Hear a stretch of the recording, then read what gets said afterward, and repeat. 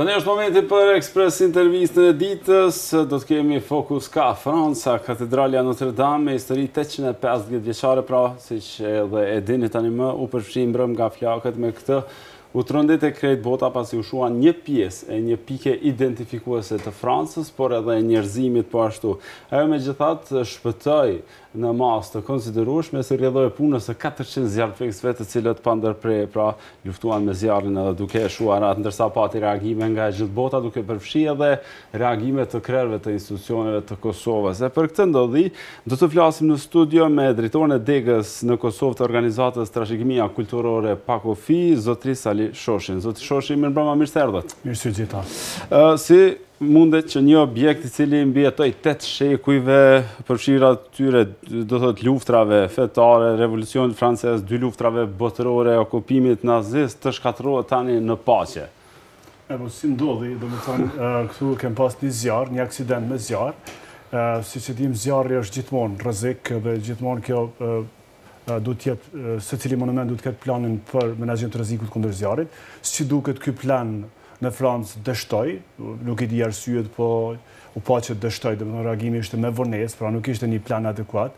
Po flasim për një ndërtesë, siç e thatë, ikonike e Francës, ndërtesë e cila është mbi 850 vjet, e cila është në listën botërore të trashëgimisë, e cila është një ekzemplar i arkitekturës gotike franceze, dhe cila është monumenti më i vizituar në Francë, pra është pika më e vizitueshme e Francës, dhe që nga një zjarr shumica dërmuese e saj, sidomos pjesa e kulmit, ka shku. Dhe kjo është një, si më thonë, është një humbje e madhe për njerëzimin, pra po flasim për monument në listën botërore të trashëgimisë, një humbje gjithsesi e madhe për njerëzimin, po duhet të jetë edhe një mësim i nxjerrur që monumentet duhet të kenë planin adekuat kundër zjarrit, kundër, domethënë, planin menaxhimit kundër rrezikeve të zjarrit, po dhe rrezikeve tjera. Siç e dim, rreziku i zjarrit gjithmonë vjen kështu papritur, edhe që shpesh na zon pa përgatitur. Ne kemi pa edhe para sa ka 1 vjet, 2 vjet, kur Muzeu Nacional i Brazilit u rënu rrafsh me tokë, domethënë rrafsh me tokë nga zjarri. Pra, shohim kësi raste në vende të zhvilluara, sidomos në Francë, edhe që aty autoritetet dështuan ta parandalojnë zjarrin. Ndërkohë, para se të ndodhte kjo tragjedi, ka pasur një debat për atë se si po trajtohet pra kjo katedrale, madje kur ndodhi shumë kush deklaroi se nuk u befasuan me këtë që i ndodhi pra katedrales së Notre Dame, pasi edhe në Francë ka debat se si po trajtohet trashëgimia.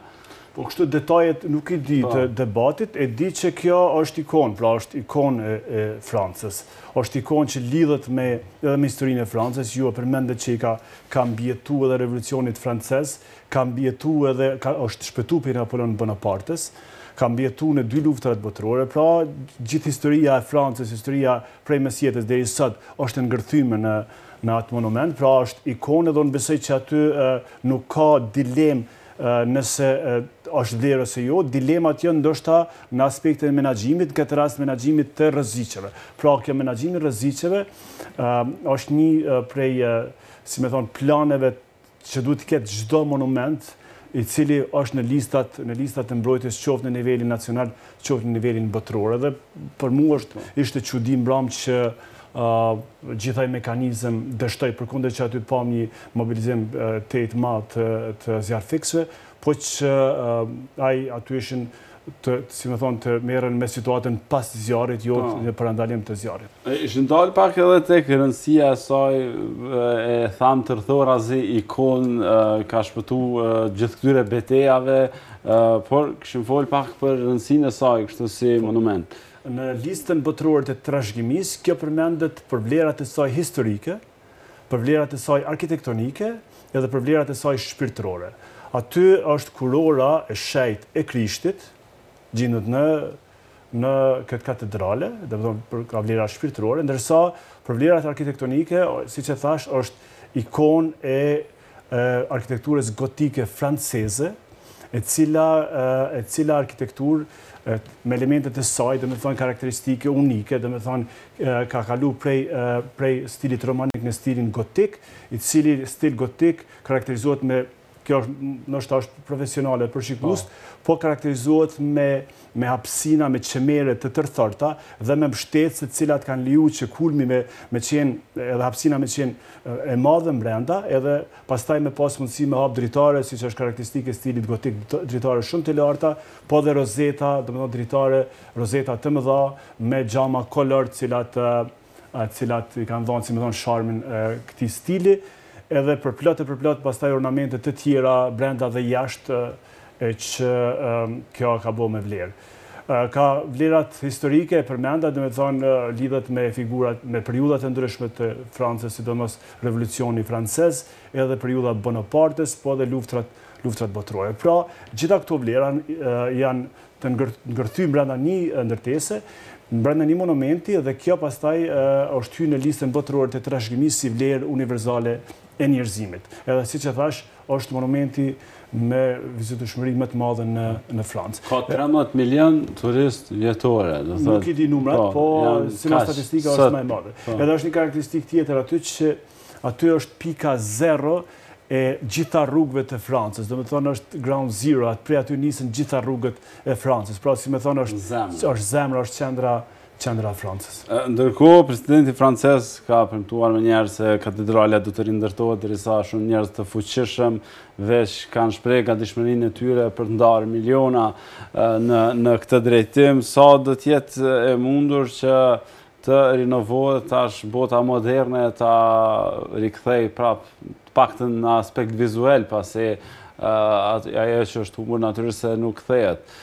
Absolutisht, ajo që është humbur nuk kthehet, mirë po për shkak të kësaj lidhjes francezëve, popullit francez me të, unë besoj që kjo mund të kthehet, mund të rikonstruohet, edhe unë besoj që kjo nuk është një punë e vështirë sepse matjet, dokumentimi i saj është preciz, është i bam, është i realizuar për autoritetet franceze, por kjo mund të bëhet. Mirë po tash nuk mund të flasim për një monument nga mesjeta, po flasim një monument nga mesjeta dhe një pjesë të historisë shtesë. Pra, në historinë e këtij monumenti, kjo dita e djeshit do të jetë ditë e shënuar, do të thonë që ka pas një dëmtim, një zjarr të madh i cili ka dëmtuar një pjesë të madhe të monumentit. Dhe kjo nuk është gjë rrallë, edhe në histori kemi pa që ka pas plot zjarrvënie edhe zjarre cilat kanë dëmtuar jo vetëm monumentet, po qytetet e tona.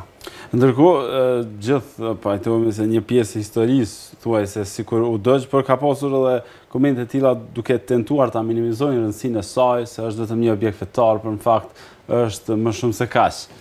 Po tash nuk kemi çka debatojmë këtu përderisa është listën botërore të trashëgimisë, edhe përderisa këto 3 vlera janë të nënvizuara edhe të theksuara në deklaratën e rëndësisë nga UNESCO, atëherë po flasim për një monument me vlera të mëdha botërore, dhe ne e pam edhe reagimin e popullit francez, atë lidhjen shpirtërore që e kanë me një monument. Mos të harrojmë që ky monument gjatë revolucionit francez ka qenë depo e verës.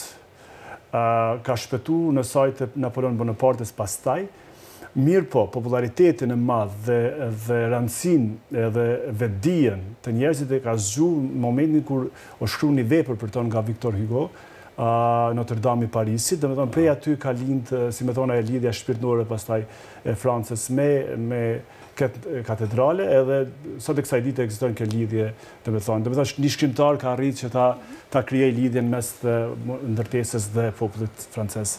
Ndërkohë, derisa e thamë edhe gjatë bisedës se pati jehun të madhe, reagime të shumta, reaguan edhe eksponentë ndryshëm të politikës kosovare, duke shprehur natyrisht keqardhje, por sa është ndjesia e tyre për trashëgimin që e kanë brenda Kosovës e natyrshme, njerëzore, për të shprehur keqardhje për diçka që ndodh keq, por ndoshta pak vëmendje dhe më shumë ka vendi. Në fakt, këto keqardhjet shpesh politikanëve janë kështu një efekt që ndodh tu i pa keqardhjet e liderëve tjerë botëror, domethënë ne shohim gjithmonë që këta janë gjithmonë krahme të tjerë, por që nuk më duket që është, si më thonë, keqardhje sinqert, sepse ne kemi pa edhe sot e kësaj dite shohim plot monumente të cilat jo ndoshta prej zjarrit, po degraduan në mënyra të ndryshme. Sot po tani kështu intervistë shkurt për një medje tjetër për shembull rreth kompleksit Adem Jashari në Prekaz, 20 vjet pas lufte, ajo simbolik, ai vend ikone luftës 98-99 sot është në atë gjendje, domethënë degradohet pavarësisht se aty themelohen komisione, ka deklarata plot politikanëve, mirë po gjendja atje është gjendja çfarë kemi parë, gjendje shumë e keqe edhe që kulla, sidomos kulla çdo tjetër më shumë rënohet. Pra, një, si më thonë, deklarat duhet të jetë sinqertë dhe ne duhet të shohim hapa që ata pastaj do të veprojnë lokalisht pra në vend dhe të mbrojnë këto monumente. Ne për shembull sot kemi debatin për rënim të një monumenti tjetër që është shtëpia madhrave rilindja e Gërmia këtu në Prishtinë për të zavendësuar me një sallë koncertale, e që ajo prap pavarësisht që nuk krahasohet me Notre Dame, është një ikon e modernizmit të Prishtinës viteve 70. Ne sot kemi marrë një letër nga ICOMOS, drejtu institucioneve të Kosovës, e cila flet për një ikon të modernizmit të Kosovë në një kohë kur Kosova kalonte nga një, si më thonë, nga një shoqëni konservative tradicionale në një shoqëni moderne. Dhe këto janë ato, si më thonë, ato landmarks të atij transformimi. Një ndërtesë fakt që u kujtuan ta mbrojmë vetëm tani kur erdhi ideja që aty të vije një ndërtesë tjetër, pasi ajo veç kapsu një degradim kështu me kalimin e kohës. Në fakt nuk janë që do ta mbrojnë as tani, tash ideja është që ta rënojnë dhe ta ndërtojnë një ndërtesë tjetër që është salla koncertale. Okej, ky një çështje tjetër, natyrisht, por që ndërlidhet pak këto me temën, kishim fol edhe për faktin rishtas, tani gjatë kësaj jave ndërlidhet me këtë situatë, jeni në finalizim të një raporti për menaxhimin e rrezikut kundër zjarrit të 13 monumenteve të ndryshme në Kosovë, kryesisht ato më kryesore, derisa kemi një rast rënd në Francë, si është situata këtu te ne nga rreziku i zjarrit. Po, është koincidencë që ky raport do të publikohet në javën e njëjtë kur kemi pas zjarrin në Francë, pra është një raport i cili ka bërë vlerësimin e 13 monumenteve në Kosovë, kryesisht muze, po jo vetëm muze, cilat, do të thonë, ideja është që të shohim brenda se si ato janë të kanosura ndaj rrezikut të zjarrit. Kemi analizuar menaxhimin e tyre, do të thonë stafin, mënyrën se si stafi është i trajnuar për menaxhim të zjarrit, pastaj kemi pa edhe rrethinën e tyre, edhe kemi pa qasjen vizitorëve dhe planin e evakuimit. Pothuajse në gjitha këto çështje kemi pa situatë tepër brengosëse. Shumica e këtyre monumenteve nuk kanë staf të mjaftueshëm, e lëmë staf të trajnuar për të menaxhu situata çfarë kemi pa në Francë. Në shumicën e këtyre ndërtesave aparatet kundër zjarrit janë të patestume, disa prej tyre ndoshta kanë edhe afatin e të kaluar të skadencës. Gjithashtu kemi pa që shumica prej këtyre ndërtesave nuk kanë një tampon zonë të lirë për qasje nga kamionet e zjarrfikseve, do të thonë këto rrethina aty është ngulfatur me parkingje vende pa vend. Gjithashtu kemi pa që shumica këtyre ndërtesave ka një sistem të vjetruar të instalimit të rrymes elektrike, e që shpesh kjo mund të jetë shkak për zjarre. Gjithashtu kemi pa që materiali i ekspozuar këto ndërtesa është material që potencialisht digjet shpejt, sidomos pelhurat edhe artefaktet e drunit. Gjithashtu edhe vetë struktura këtyre ndërtesave është strukturë e drunit, domethënë po flasim për shtëpitë e vjetra, shekullit 19, shekullit 18, që janë kryesisht shtëpitë e drunit, dhe kemi pa që asnjë prej tyre nuk ka një plan të evakuimit në rast të zjarrit. Bëhet fjalë për cilat ndërtesa, po për shembull dy prej tyre janë 13 në tërësi. Po, këtu do të përmendi për shembull muzeun etnologjik të Prishtinës dhe të Gjakovës, që janë dy ndërtesa shtëpi qytetare të shekullit 18 ose 19. Pra, po flasim për një situatë ku shumica këtyre ndërtesave larg qoftë nëse ndodh një zjarr janë komplet të pambrojtura. Po është edhe muzeu kombëtar aty apo janë të tjera? Është edhe muzeu kombëtar për fat, krahasim me këto ndërtesa nuk ka strukturë të drunit as të theksuar, mirë po edhe muzeu kombëtar është i kanosur sepse nuk ka tampon zonë, sepse stafi nuk është i trajnuar për të gjetur këto situata, sepse nuk ka plan të evakuimit në rast që ndodh zjarri. Ndërkohë, ky problem i mos trajtimit të mirëfillt të trashëgimisë është mungesa më shumë e fondeve, legjislacionit jo të rregulluar mirë, vullnetit të udhëhecëve apo edhe tash kohëve të fundit interesit të bizneseve të ndryshme që të zhvillojnë diçka tjetër në një lokacion që në vete përmban histori.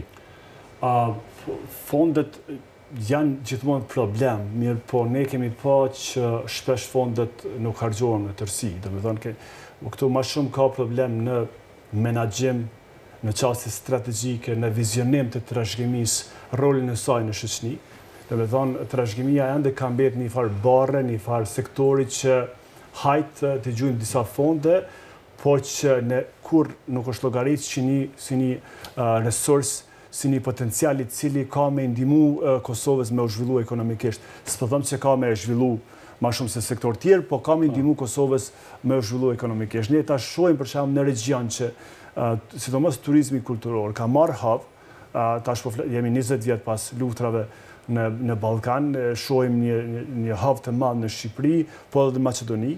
Pra ku bazohen këto dy vende? Bazohen në potencialin natyrës dhe potencialin e trashëgimisë kulturore. Domethënë, si më thon, përfshirja e këtij potenciali në zhvillim, të ofru si potencial për turizëm kulturor, muzeet, rrugë të ndryshme kulturore, vendet arkeologjike, gjitha këto kanë mundësi si më thon, të ndihmojnë të rive të gjejnë një vend punën këtë sektor. Këtu te ne kjo nuk është pa deri tash, nuk ka vizion politik bërja, nuk e ka pas si resurs, dhe për këtë arsye ne shohim që shumica e lokaliteteve të trashëgimisë kulturore janë të mbylluna për publikun, edhe ato që janë të hapuna, siç është për shembull Muzeu i Kosovës, nuk është që gjeneron ndonjë të ardhun, sepse nuk sistemi biletimit, bileta pra nuk është i rregulluar. Njerëz shkojnë for free pa pagesë, që është nonsens. Mos flasim andej për këto vende tjera arkeologjike që asnjë prej tyre nuk ka të vendosur një sistem të menaxhimit ku aty ka staf i cili merret me aspektin e pritjes së turizmit, me aspektin e mirëmbajtjes, po edhe me menaxhimin e rrezikshmeve çfarë do qofshin ato, qoftë i zjarrit, qoftë i vërshimeve, qoftë i të tjerave rreziqe. Okej, zoti Shoshi, shumë faleminderit për kohën që ndatëm në studio dhe shikuesit. Faleminderit për mundësinë që më jepët.